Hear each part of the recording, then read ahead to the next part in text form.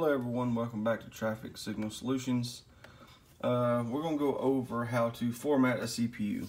What to do if it's locked up, it's stuck, maybe there's a passcode put on it and you don't know what that passcode is. I've seen that the city managers want to put a passcode on their controllers, but then they retire and you can't find their notes. So this will just give you that little bit more troubleshooting, so you don't have to send it off. You don't have to wait for it. You can get it fixed right on the spot.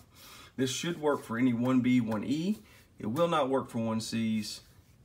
And it should be standard across the board for SafeTrans, Intellite, McCain, Peak. This should work in any software. So what you want to do is make first thing, well, you want a 2070 serial connector. This one was bought through a distributor. But in the description I will put the diagram on how to create your own, the pinout for it. And then you just need a universal serial connector to USB. And then you can download the driver online. The software that I like to use is Procom Plus. This is something I'm used to. You can also use Teraterm or Putty. They're all free softwares you can download online.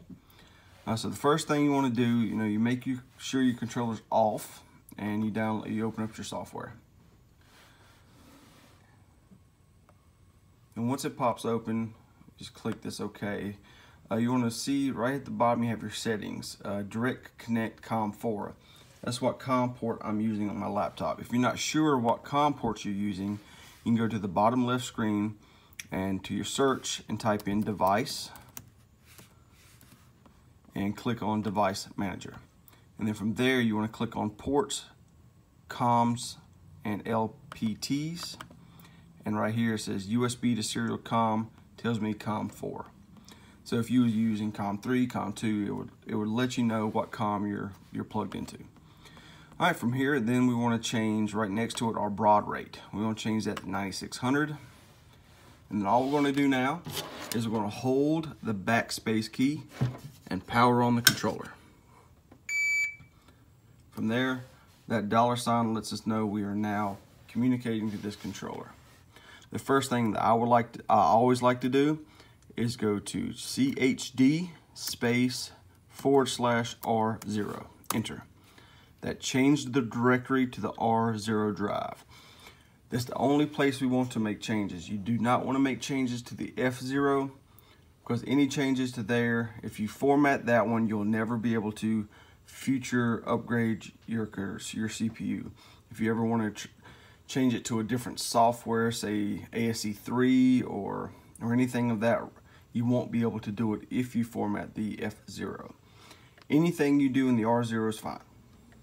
So now we know we're in the R0, we just type in dir, enter, and that will tell us what files are in that drive.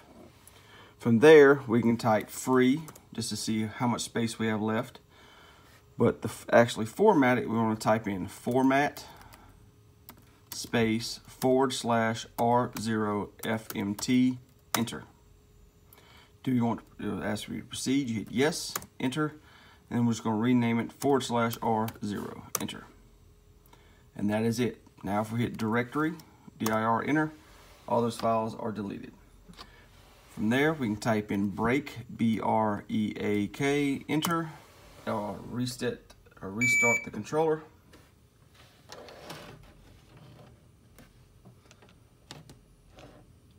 And all our files are gone.